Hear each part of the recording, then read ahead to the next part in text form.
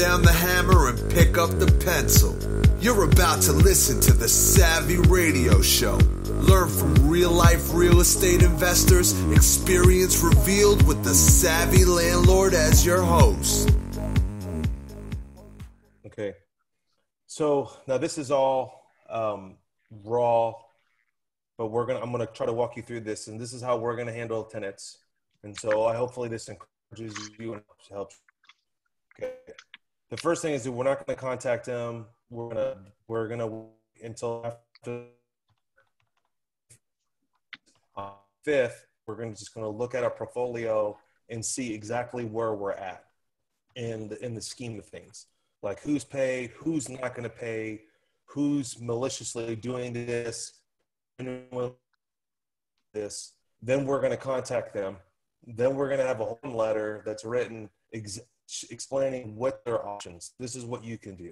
So we're gonna give them we have a program out that we're calling it in our office called Reduced Rent Program.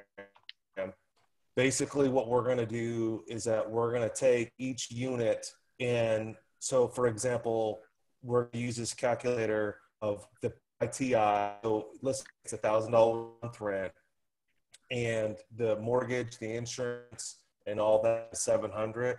We're going to offer that price to that individual specifically. So we're going to say your rent now is in a reduction of 30%. So we're going to reduce their rent to our PITI. Okay. Then we're going to do that for 2 months.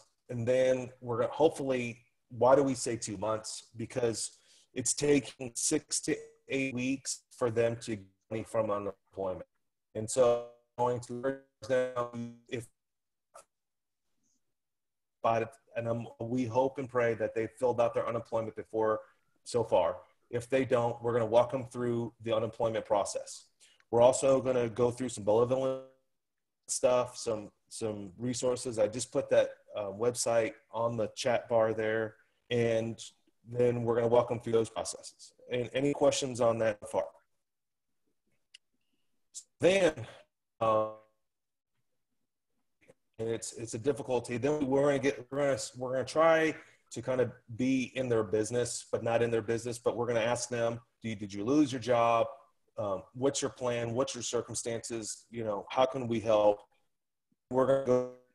We have another page that we're still drafting right now of all the ways that you can apply for assistance, for all the different assistances. We're gonna walk them through the contract, the application. And then we're just going to then hopefully in 2 months, and then we're going to stick the difference. So in this case, the $1,000 example, they would owe us $600.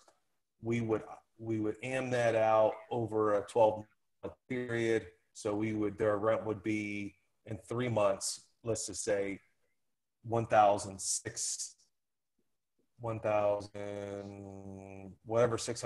so it'll be $1,060. So they pay dollars more in the coming months when they're stabilized. And so that's just the plan that we have in place right now. Just so we want, and I strongly recommend for you as landlords to at least have something in writing, a policy and procedure on how you're going to handle the circumstances when people approach you. It's a fair housing thing, but at least because I have staff and I have multiple units and different positions and blah, blah, blah. We just all want to be on the same page. You don't want someone to call you and you don't have an answer. You really need to dial in on exactly how you're going to handle these people. Now, granted, we really don't know how we're going to handle this, and we're just making this up as we go. But I would just maybe get with some other investors. And does this sound good to you? Does this sound good to me? Anybody have any questions on Mike? That's kind of what my general plan is. I'm going to work on it tomorrow morning, early in the morning, and then I'm going to cut a whole podcast on it, exactly the documents, so on and so forth. Anybody else have any questions on that? Yes, Stephen, Blake here. You broke up right towards the end of that, but I got you. Like, if it's $1,000 rev example, they'd owe $600 after 2 months, and you were talking about month 3, you were talking about amortizing the $600. What exactly was that? Yeah, we would take their 600 and divide it by 10 or divide it by 12, depending on their circumstances. Again, we're hoping that things will go back to normal in 60 days, but we really don't know that. So when we were drafting this a week ago, so it may be put on later. We may lose that revenue, but we're going to try to create an atmosphere where, hey, we're willing to work with you. I don't know how you can live for free because I can't pay for your mortgage for free. So I don't know, so we're going to, some people that are going to abuse the situation. And then there's going to be some people that are just broken that need love, assistance. And there's some people that's just like, hey, I don't have my job, but I have unemployment and can you work with me? I can afford $700 a month. And so I really don't have any data. I'm just from the hip, but I'm trying to convey to you guys in general is that you need to have a plan in place, because if you say one thing to one person and then say something to another person, and then all this could backfire in your face. You've got to be consistent, okay? Just because I believe that's a fair housing thing.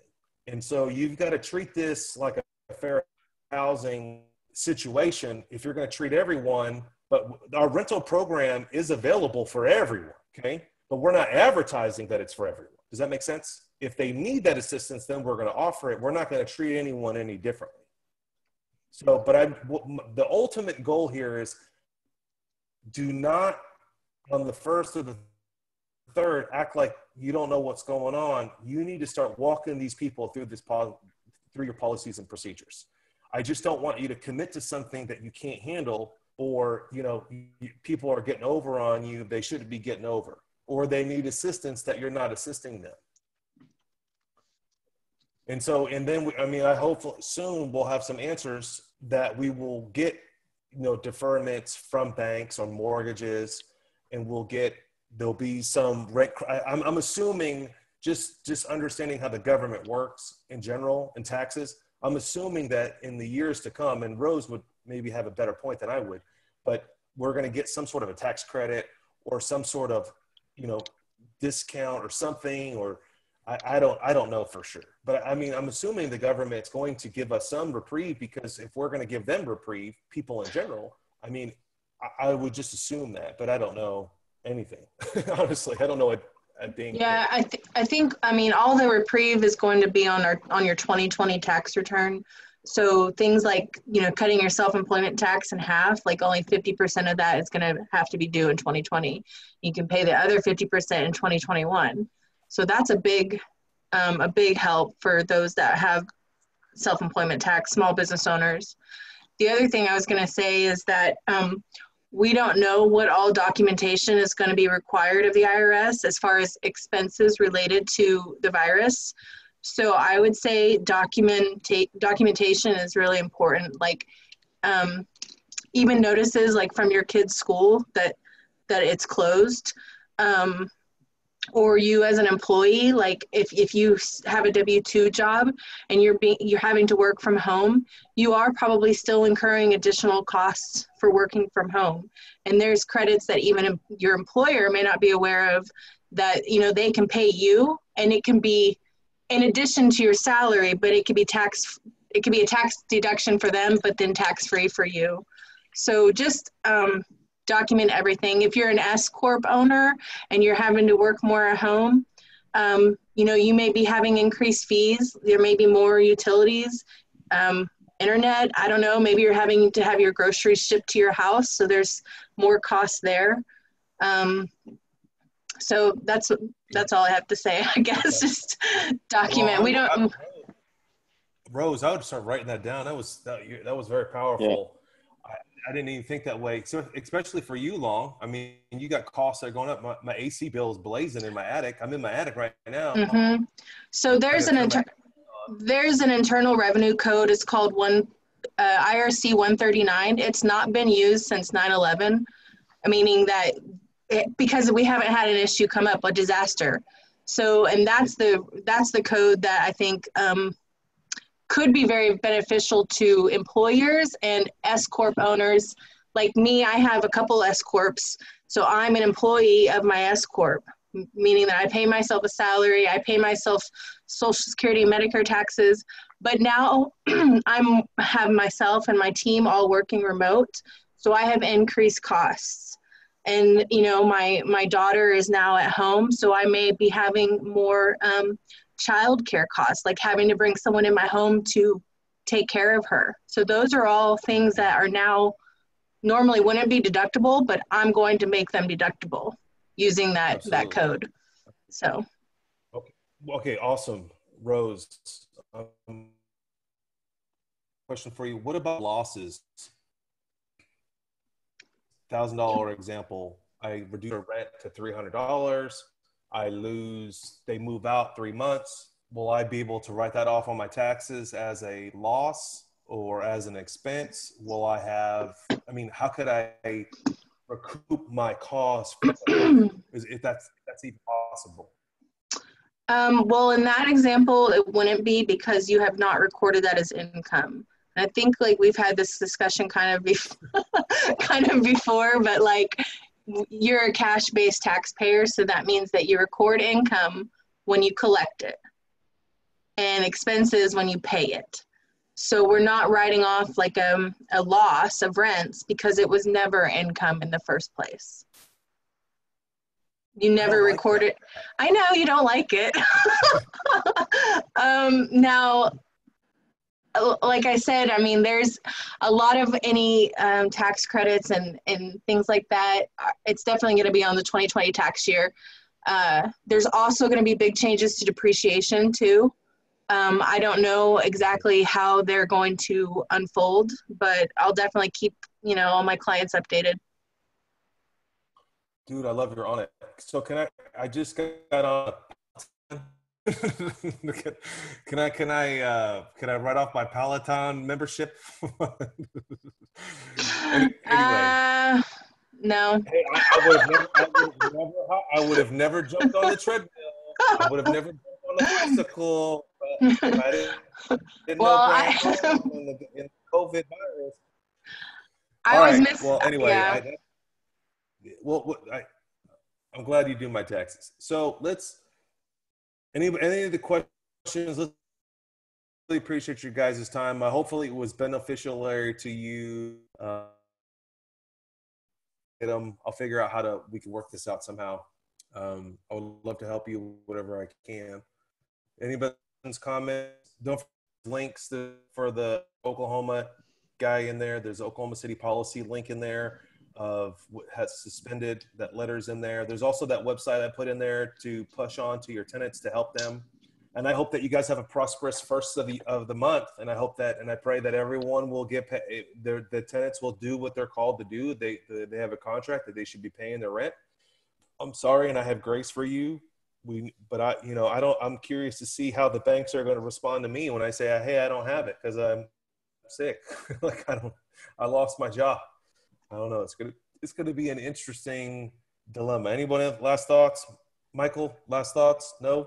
I know. Are you doing bill out packages, Stephen, for other investors? I'll buy your assets at pennies on the dollar. It'd be like Detroit here, 20 cents on the dollar. Hey, that's right. Okay, Stephen, can I talk for a sec? I sent Stephen some info a while back on zinc. We've got a doctor in Oklahoma City that my wife's been working with. But anyway, apparently the zinc, chelated zinc, 50 milligrams in the morning and 50 milligrams in the evening with your food helps decrease the severity of the virus and also can help resist it. Also, I will put in the notes the doctor in the YouTubes to go listen to.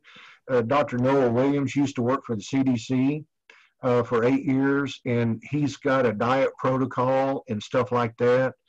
But anyway, main thing is to get zinc into your intake and melatonin before you go to bed. So just those seem to be some key issues. And vitamin C. Mm-hmm. Yes. All right. I really appreciate you guys' time. Take care. See you on another Zoom call somewhere. Thank you. Bye. Thank you, Stephen. Thank you, guys. Bye. All right, Bye. bye. Thanks for listening to the Savvy Radio Show. Glide online and listen to our other motivating episodes at savvyradioshow.com. Connect on Twitter at landlordbook and always be buying assets.